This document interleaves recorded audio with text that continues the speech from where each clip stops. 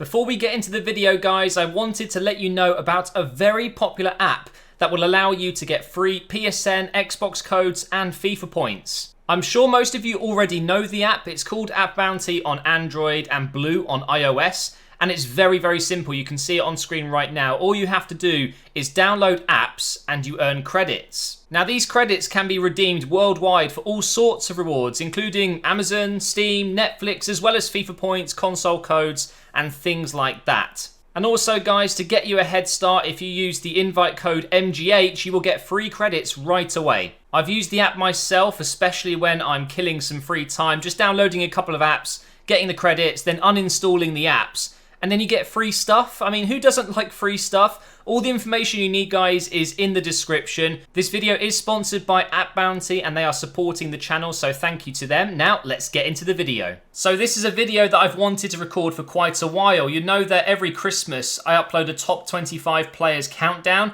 and I didn't do it recently, so I thought I would make a video today telling you about my favourite players in the game. Now, recently I've been playing a bit of Ultimate Team. I also did a stream series, so normally these players would be based off my experience in career mode this year, but this time I'm going to combine my experience. I'm going to talk about players that I've really enjoyed using in Ultimate Team, but more so players that I've enjoyed using in career mode so far in FIFA 17. So first of all, we're going to go through the reserves. I've got a couple of players that didn't quite make the cut, but I wanted to talk about anyway because they're just so ridiculously good, or just some players that I really like that just weren't the top 11, if that makes sense. So up first, we've got Butland.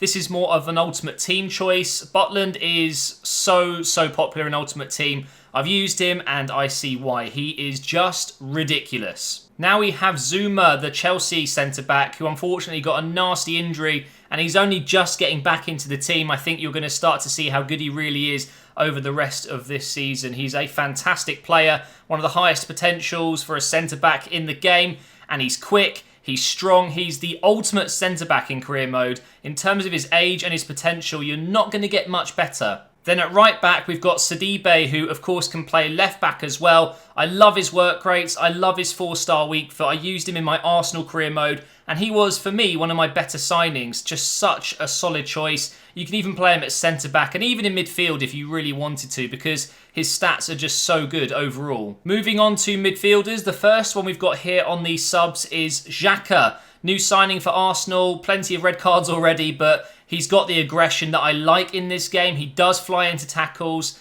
Yes, he may not be the quickest midfielder, but his passing, his dribbling, and his strength really do make up for it. And always picking out long shots with this guy is a great joy because he scores some absolute bangers. You're probably thinking, what? You've got a Spurs player? Yes, I do. Dembele. I use him in Ultimate Team and he is an absolute god on this game. I haven't used him in career mode this year, but I know for a fact he would be absolutely amazing. He's got the 4-star skill moves, which actually I would swap. I would rather have 4-star weak foot and 2-star skill moves in career mode, but on Ultimate Team, Dembele is one of those players you just have to have in your team if you've built a Premier League side like I did.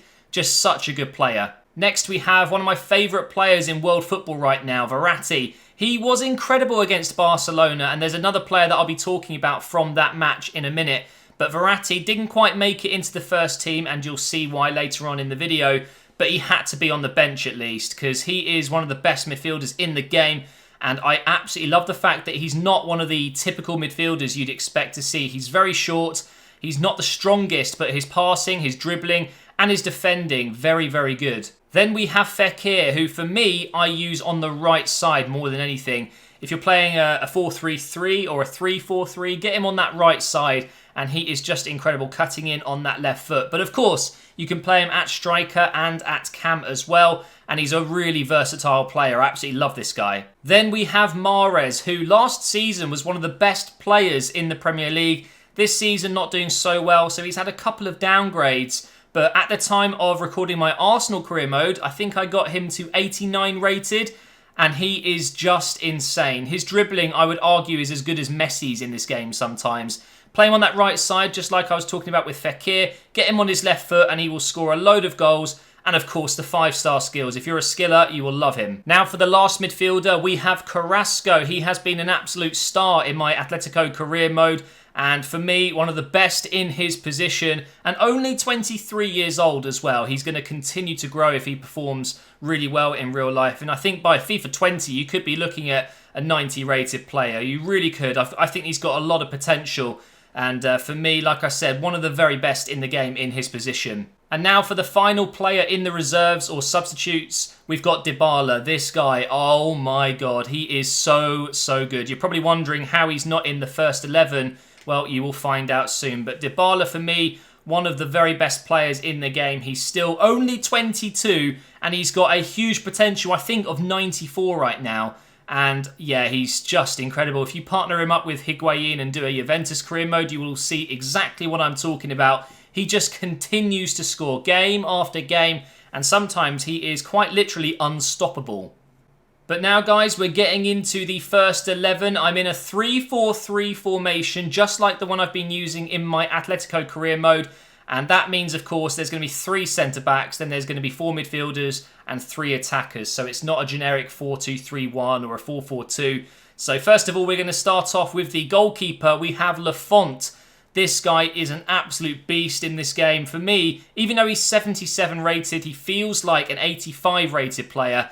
And he's only 17. I mean, really? He's going to grow into an absolute star. And for me, one of the best performing goalkeepers I've used in FIFA 17 so far, in career mode at least. The first of my 3 centre-backs is Varane. This guy is unreal. He had a pace upgrade throughout FIFA 17, so he's one of the quickest centre-backs in the game. He's 84 rated with perfect work rates. He's got a nice 3-star weak foot as well. He's 6'3", extremely physical. What more could you want in a centre-back? The only issue is he is pretty damn expensive if you want to sign him in career mode. In the middle, we've got another ultimate team choice, I would say. Smalling, who is now 83 rated in career mode. He's recently had a downgrade. He's 84, I believe, in ultimate team. And for me, the best centre-back in the game that I've used. And I come up against him pretty much every single game. And that's when you know you've got one of the overpowered players. But similar to Varane, nice and tall, perfect work rates, really strong, and he just seems to tackle everything that's in sight. And now for the final centre-back, the left-sided one, I've gone with Alaba.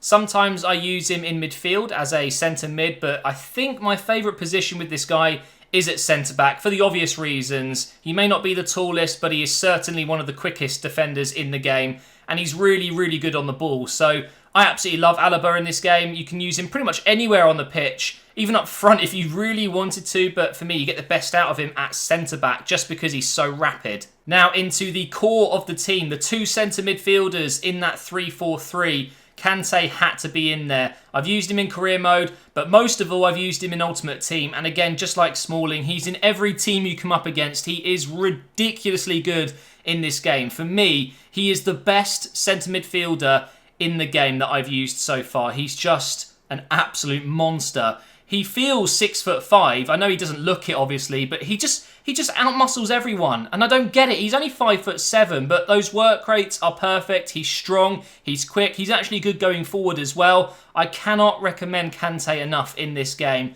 Leicester letting him go was an absolute travesty. You can see what's happened to them. And look at Chelsea winning the league. It's no surprise to me that Kante is part of that team. Now for the other centre mid, the partner of Kante, I've gone with his fellow Frenchman, Rabiot. You're probably thinking this is only because of the recent game, PSG beating Barcelona 4-0, Rabiot playing out of his skin, but no, I've loved Rabiot for many years now, and people are just starting to see how good he is. I hope Arsenal sign him one day. My God, I would be so happy. He plays really well in this game. He's my type of player. I like holding up the ball with him and picking out passes. And for me, he does that better than most players in the game in career mode. But I guess he could be a bit controversial because there are other players that are higher rated and better than him, sure. But for me, he's one of my favourites. You saw this one coming. At left mid, we've got Theo Hernandez. I've used him in 2 career modes so far, and I just can't get enough of this guy. In this 3-4-3, on that left side, for me, he is the most fun to use in the game. He grows really quickly. He's got potential of 87, I think it is right now. I really can't think of anyone his age in that position better than Theo Hernandez. Just buy him, you will know what I mean. Unfortunately, he is on loan in the first season, so you can pick him up in season 2, but just do it. Now for the right midfielder, I've gone with Bellerin. Now, a lot of people would disagree with this because obviously he's not a right midfielder, but try it. You will not look back. Bellerin, for me, defensively isn't as good as he is going forward. Using that pace and the fact that he can defend out on that right side in this 3-4-3, he is just perfect. And for me, if Arsenal were to ever change formation and try and do a Chelsea, so to speak, Bellerin is perfect for that right wing-back position that Moses is doing right now. I think he'd be even better, if I'm honest. So Bellerin out on the right, just perfection. Now for the final three guys, you could argue the most important three of the team. If you want to win games, you need to score goals. And these three players are insane. We've got Griezmann on that right wing. A lot of people would have thought I'd put him at striker, but to be honest, I actually quite like him on that right side. He's playing as a third striker pretty much, and he has so much more space to play around with. He scores a lot of goals, and it means you can get another striker in, and you will see who that is very soon. But Griezmann had to be in this team. On the left side, we have Sanchez, who of course has been playing up front for Arsenal all season.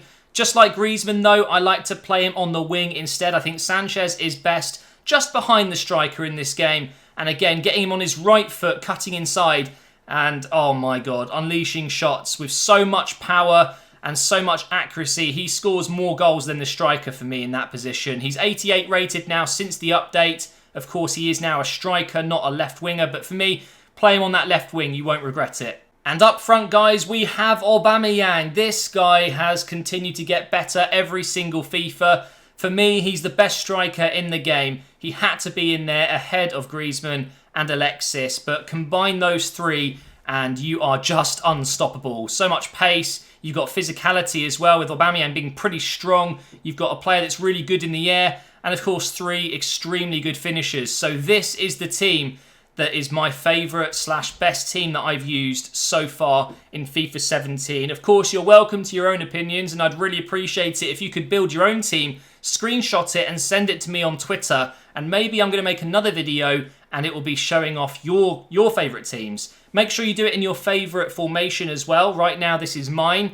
You could argue I haven't got a generic normal formation, which is what you should use for this type of video, but for me, I wanted to show you the best of everything that I've experienced in FIFA 17, which is this formation with this team, including Ultimate Team experience as well. So thank you so much for watching, guys. And of course, thank you for allowing me to get a sponsor for a couple of my videos. I mentioned it in a video recently that I'm going to have to do it. So hopefully you're okay with that. So check out AppBounty if you want to. And I will see you in the next video very soon.